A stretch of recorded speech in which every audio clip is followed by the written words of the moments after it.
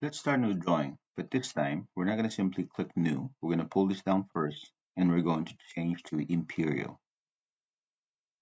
When you start with an Imperial drawing, you are going to draw in inches and feet.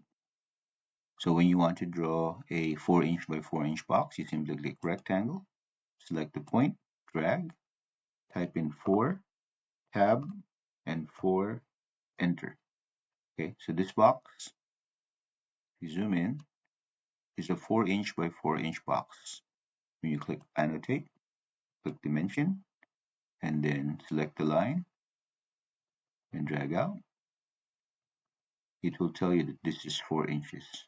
Okay, it's too big right now, so what you can do is you can change, press escape, the dimension by selecting the dimension and then changing this to a smaller dimension, and then there you would see the correct dimension applied. Escape, 4 inches. Okay, so select dimension, select the line, pull down, and then you can see that it's again too big, so select the dimension and then change to architectural 0.25.